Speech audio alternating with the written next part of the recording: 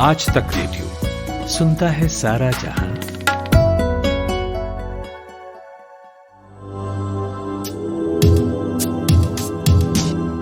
अरे अरे, छूना मना है। क्या छूना मना है? आपके दिलो दिमाग में ये सवाल आ ही गया होगा। हम ये हिदायत तो बच्चों को देते हैं, डोंट टच दिस, ये मत छुओ, वो मत छुओ, मगर अब तो सभी को यही करना है।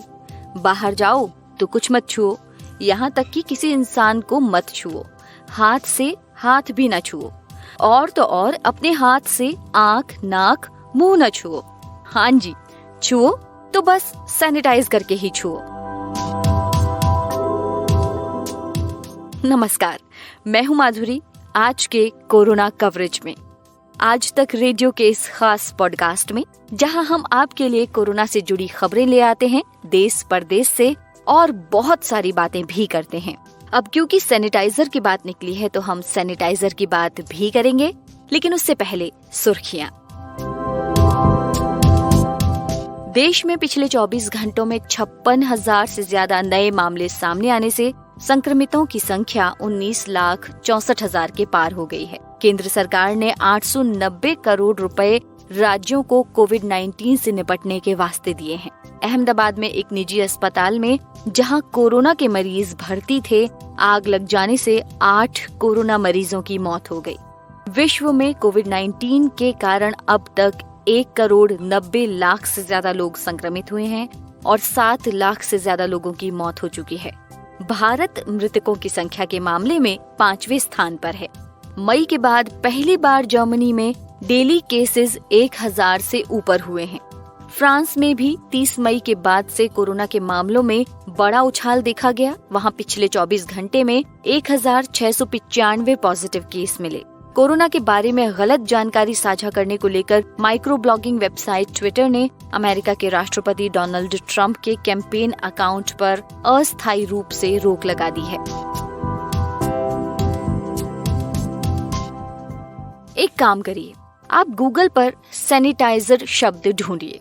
जैसे ही आप गूगल पर सैनिटाइजर ढूंढेंगे, आपको एक सवाल भी दिखाई देगा, सैनिटाइजर कैसे बनाएं, यानी घर पर कैसे बनाएं। बस शायद यही वजह हुई कि घर घर में सैनिटाइजर बनाने की रेसिपी पहुंच गई। लोगों ने इसे धंधा बना लिया, एक ऐसा धंधा जिसमें सफलता की गारंटी थी, क्योंकि अब सभी को सैनिटाइजर से हाथ धोना ही है, हर किसी को सैनिटाइजर की जरूरत है। तो डिमांड के हिसाब से इसका निर्माण होने लगा और सप्लाई होने लगी। लेकिन इनमें से कितने सैनिटाइजर ऐसे हैं जो क्वालिटी के पैरामीटर पर ठीक बैठते हैं?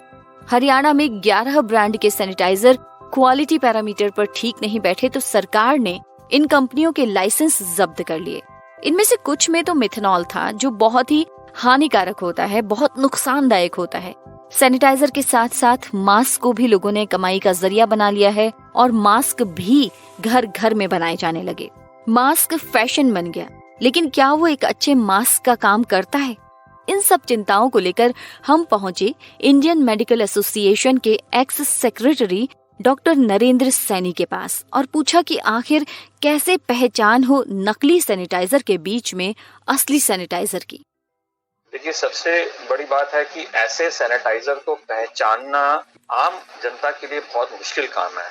ये काम तो ड्रग कंट्रोलर को करना पड़ेगा और जोर शोर से करना पड़ेगा, क्योंकि एक सैनिटाइजर ही है जो हम बार बार लोगों को बोल रहे हैं कि इस्तेमाल कर रहे हैं और इससे कीटाणु मर जाएंगे और आप आराम से अपना काम कर सकते हैं। हाथों को बार बार उसी से करिए। एक आम व्यक्ति को कम से कम ये जरूर देखना चाहिए कि उसके कंटेंट जरूर पढ़े कि उस हैंड सैनिटाइजर में क्या लिखा हुआ है। उसके अंदर 60 to 70% अल्कोहल, और अल्कोहल भी इथाइल अल्कोहल या आइसोप्रोपाइल अल्कोहल होना चाहिए।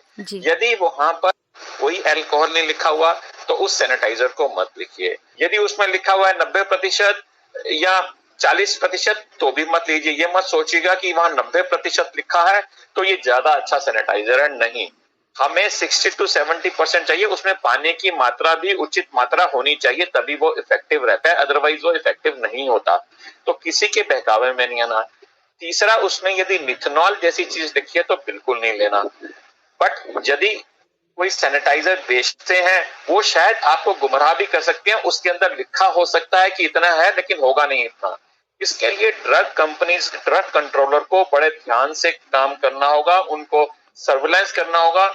इवन यूएसए तक में, जहां पर लोग शिक्षित हैं, जहां पर लोग अपनी जो कंज्यूमर है वो जानता है कि उसके क्या राइट्स हैं, उसके बावजूद भी देखा गया कि अच्छे अच्छे जो मॉल से वहां पर देखा गया कि स्पूरियस सैनिटाइजर था, वहां के सैनिटाइजर में मिथेनॉल मिला हुआ था।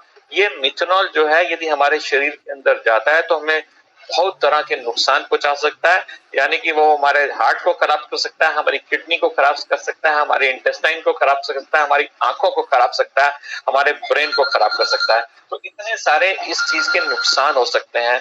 तो जब यूएसए जैसी जगहों पर लोग इस तरह का काम कर सके तो हम अपने भारतवर्ष में सोचते हैं क्या कुछ हो सकेगा। तो सबसे जरूरी है कि आप अच्छे स्टोर पर जाएं, वहां पर देखें कि क्या अल्कोहल की मात्रा उसमें लिखी हुई है कि नहीं लिखी हुई। यदि नहीं लिखी हुई तो उसको नहीं लेना आपने। दूसरा, उसमें पढ़िए कि कौन सा अल्कोहल लिखा है, उसके अंदर एथाइल या आइसोप्रोपाइल अल्कोहल होना चाहिए। यदि ये भी नहीं लिखा तो बिल्कुल नहीं लेना। तीसरा, उसकी कंसंट्रेशन देखिए कि उसमें 60 to 70% अल्कोहल होना चाहिए। यदि उससे बहुत ज्यादा लिखा है कि 90% अल्कोहल है तो उस बहकावे में मत जाइएगा, वो यूजलेस है। और इससे कम भी नहीं होना चाहिए, यदि कम है तो वो हाथों के कीटाणु को नहीं मारेगा।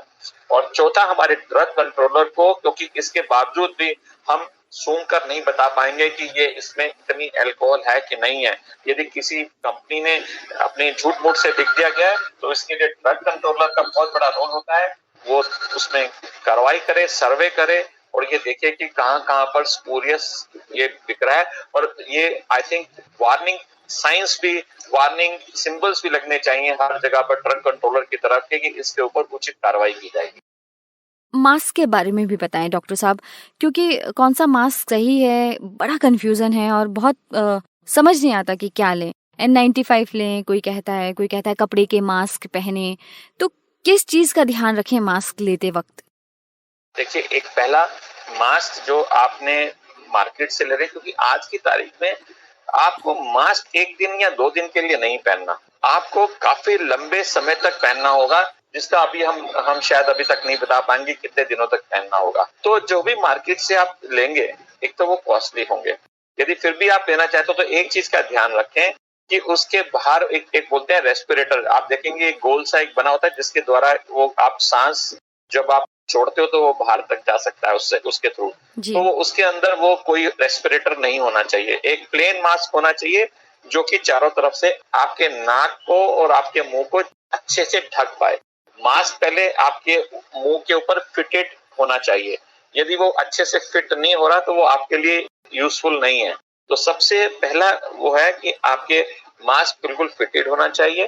दूसरा, मैं कहूंगा कि आप घर में बनवाइए, आप घर में अपने मास्क बनाइए। आप जो टी शर्ट वाला कपड़ा होता है या हमारी बनियान वाला कपड़ा था उसको डबल लेयर करके बनाइए, वो ज्यादा अच्छा रहेगा। 3-4 बनाइए और उसको धोते रहिए। लेकिन यदि आप बाजार से ले रहे हैं तो आपको 3 लेयर्ड है, 2 लेयर्ड है, ये आप नहीं पहचान पाएंगे। और उसका सिर्फ एक ही तरीका रहेगा कि आप उसको 6 से 7 घंटे तक पहन सकते हैं और उसके बाद यदि वो गीला हो जाए और अगले दिन तो बिल्कुल नहीं पहनिए, क्योंकि उसके अंदर सारे कीटाणु आपके उसी मास्क पे होते हैं और ऐसे मास्क को आप धो नहीं सकते। मैन्युफैक्चरर गाइडेंस जरूर देखिए, यदि उसमें लिखा है कि आप उसको धो के पहन सकते हैं तभी पहनिए, अन्यथा जो भी मार्केट से अभी तक मास्क मिल रहे हैं उनको आप धोकर दोबारा नहीं पहन सकते। वो एक बारी पहनने के बाद खराब हो जाते हैं, इसलिए 6-7 घंटे से ज्यादा उस मास्क को आप दोबारा नहीं यूज कर सकते। ये थे डॉक्टर नरेंद्र सैनी। एक बहुत ही जरूरी बात इन्होंने हमें बताई। इसके अलावा एक और बहुत जरूरी चीज है जिसकी हमारे शरीर में बहुत जरूरत होती है, खास तौर पर हमारे बच्चों में जब वो डेवलप हो रहे होते हैं, उनकी मसल्स बन रही होती हैं, उनमें स्ट्रॉन्ग बनाने के लिए हम कहते हैं प्रोटीन खाओ, प्रोटीन पियो। लेकिन क्या आप जानते हैं कि वायरस को रोकने में भी एक खास तरह का प्रोटीन काम कर सकता है, और ये है ACE2 यानी ACE2। ये स्टडी तो पहले भी आई थी और इस तरह के प्रोटीन का उपयोग पहले भी किया गया था, मगर तब तक ये था कि ये खास तरह का प्रोटीन रेस्पिरेटरी सिस्टम में मिलता है, यानी हमारी श्वसन तंत्र में मिलता है। मगर अब एक नई स्टडी आई है और वो कहती है कि आंतों में, गुर्दों में, दिल में, मेल रिप्रोडक्टिव ऑर्गन्स में, बच्चों की गर्भनाल यानी प्लेसेंटा में और भी कई ऐसी जगह हैं जहां ये बड़ी मात्रा में होता है और ये तो एक काफी अच्छी बात हो सकती है, एक अच्छी खबर हो सकती है। इन प्रोटीन्स को लेकिन क्या कहते हैं और ये काम कैसे करते हैं, इसकी जानकारी लेने के लिए हमने बात की डॉक्टर मोनिका से, जो जोधपुर में फार्माकोलॉजी की प्रोफेसर हैं।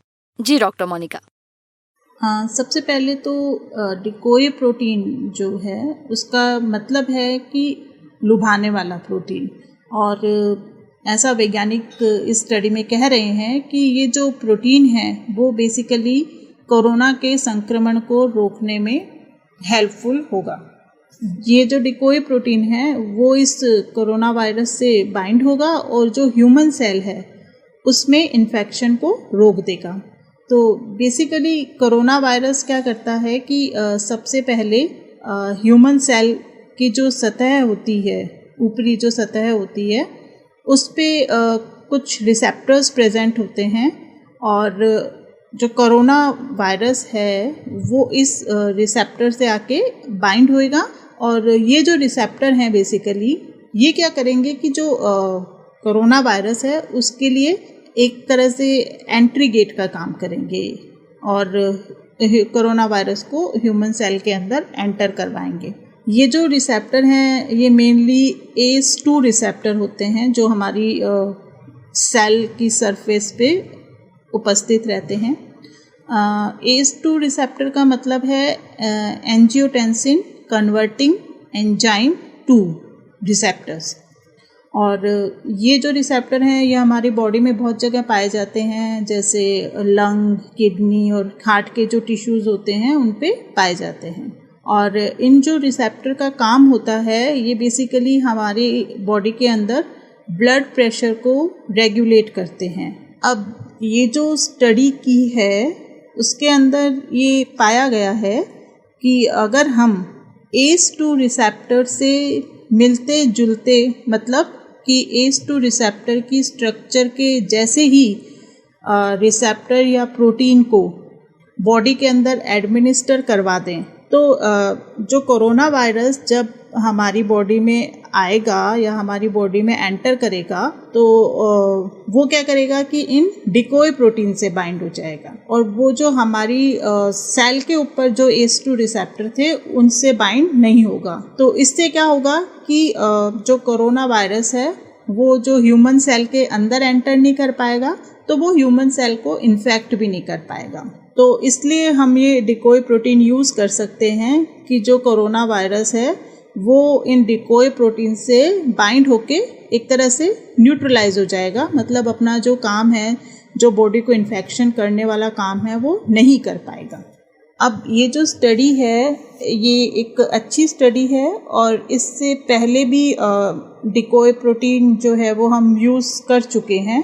सार्स नामक एक वायरस का संक्रमण आया था और उस वायरस के संक्रमण को रोकने के लिए भी इसी तरह के डिकोय प्रोटीन का यूज़ किया गया था।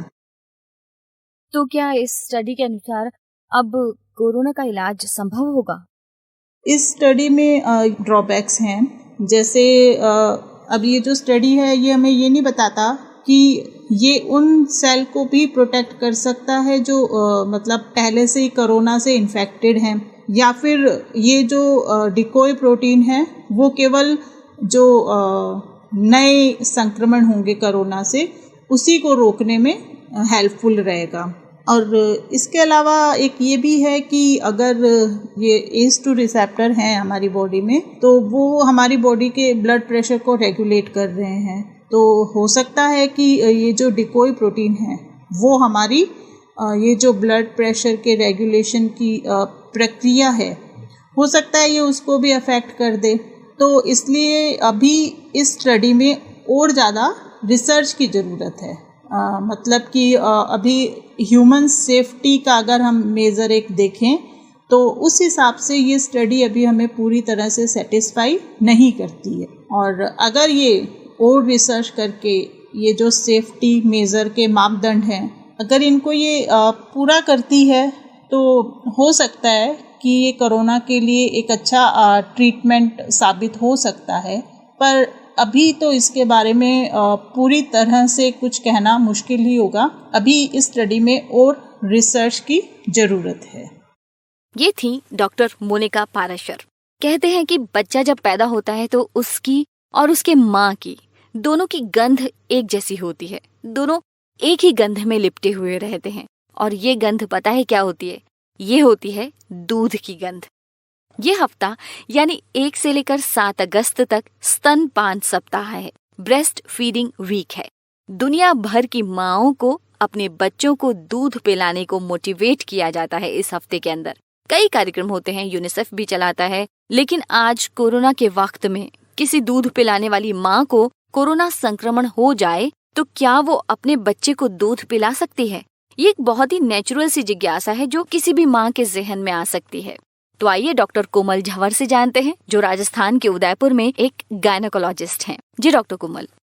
माधुरी जी, अपना सबसे पहली बड़ी बात तो ये कि कोविड-19 जो कोरोना वायरस है हम सबके लिए बिल्कुल नया है। हमें पता भी नहीं है ये कितना स्प्रेड होता है, कैसे जाता है।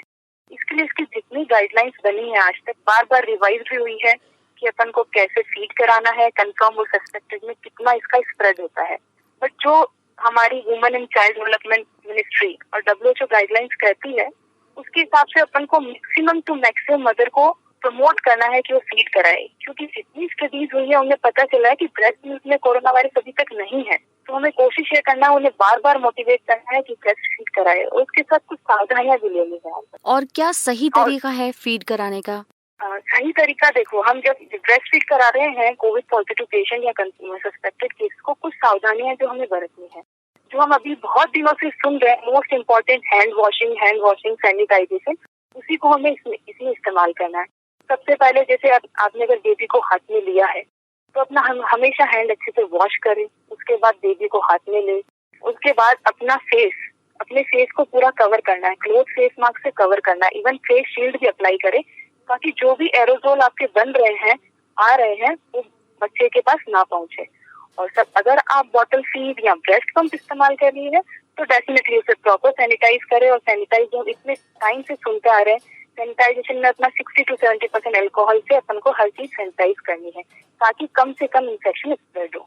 जी, और ब्रेस्ट फीडिंग स्तनपान महिलाओं के लिए क्यों और कितना जरूरी है? ये तो देखो माधुरी, सबसे अच्छा और सबसे अच्छी चीज है।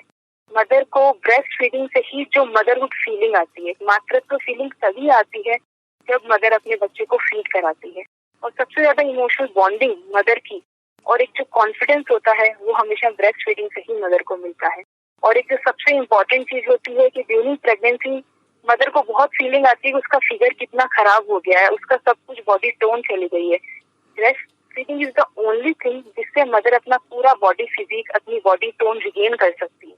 एंड एक सबसे अच्छी चीज है कि जब तक मदर ब्रेस्ट फीड कराती है वो एक अपने नेचुरल कॉन्ट्रासेप्शन जैसे लाइक गर्भ निरोधक का भी काम करता है। इसलिए breast feeding is very important for mother and baby both. ये थी डॉक्टर कोमल झंवर। और अब वो कहानी जिसे हम नहीं, खुद वो लोग सुनाते हैं जो उसके मुख्य किरदार हैं, जिनको कोरोना वायरस ने अपना शिकार बनाया मगर वो उससे बिना घबराए लड़े और अपने जीवन में वापसी की। जयपुर के रहने वाले संस्कृत के प्रोफेसर शैलेंद्र जैन सुना रहे हैं अपनी कहानी कि कैसे उनको और उनकी 2 बेटियों को एक साथ कोरोना ने घेर लिया और फिर उन्होंने क्या क्या किया। करीब आई थिंक 21 जून मुझे सुबह ही बिल्कुल मॉर्निंग में ये मालूम चला कि मेरे ब्रदर इन लॉ वो कोरोना पॉजिटिव आए हैं। और तुरंत इस चीज़ को ध्यान में रखते हुए कि मेरी दोनों बेटियां शैली एंड सावी रात को वहाँ से आई थी, उनसे मिलकर के वापस आई थी, तो मैंने बिल्कुल अपनी सोशल रेस्पॉन्सिबिलिटीज़ जो हैं उनको फॉलो करते हुए तुरंत I think with in 1 an hour मैं बिलाल में अपना टेस्ट करवा रहा था with my 2 daughters and Anita Jain my missus. Fortunately मेरी मिसेज तो उससे बिल्कुल नेगेटिव आई, लेकिन एक जो बिल्कुल शॉक की तरह मुझे लगा मेरी और मेरी दोनों बेटियों की, शैली और सावी की, उन सब की तीनों की रिपोर्ट पॉजिटिव थी। मुझे खुद को भी समझ में नहीं आया कि ये सब कुछ क्या हुआ, बट जो भी था बिल्कुल उसे अब फॉलो करना था, जो भी गवर्नमेंट के नॉर्म्स हैं, प्रोटोकॉल हैं।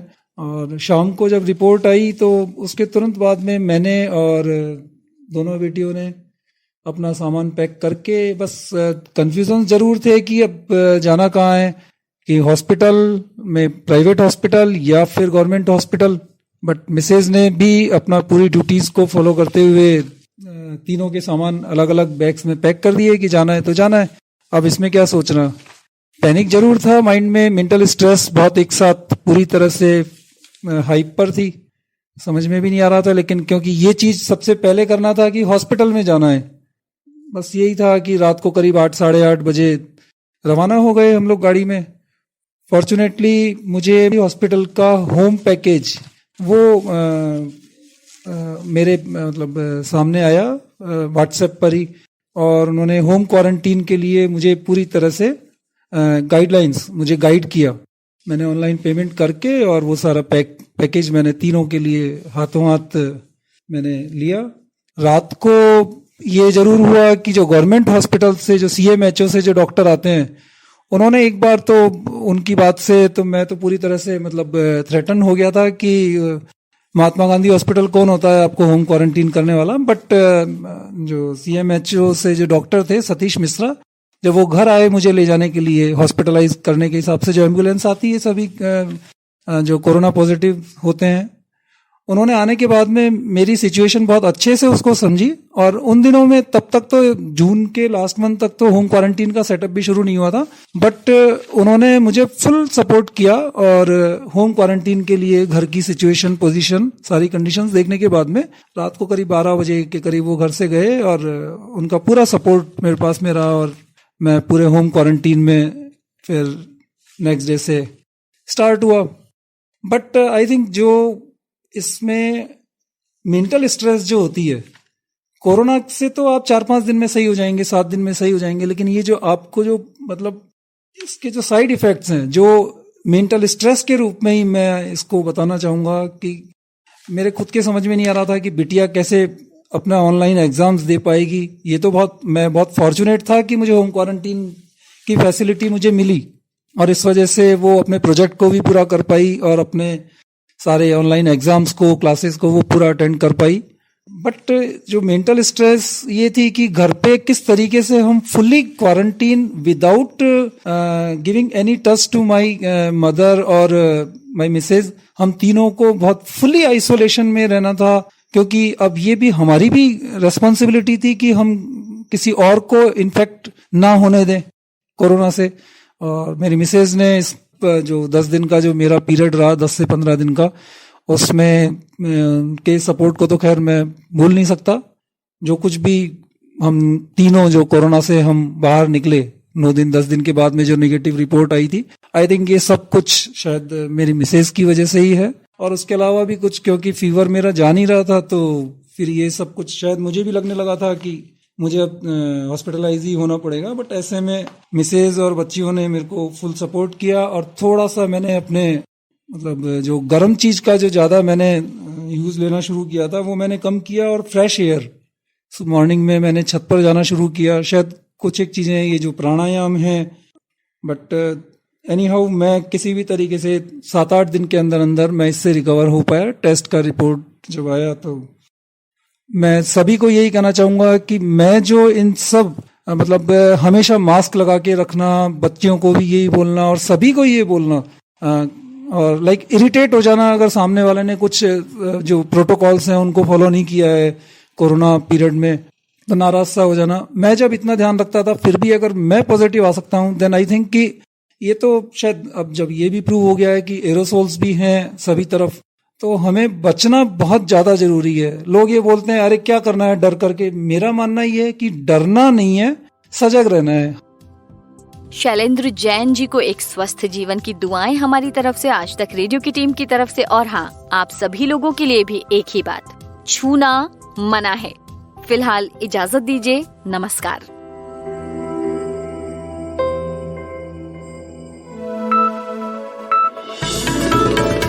खबरों की हलचल और देश विदेश का मिजाज आप सुन रहे हैं आज तक रेडियो।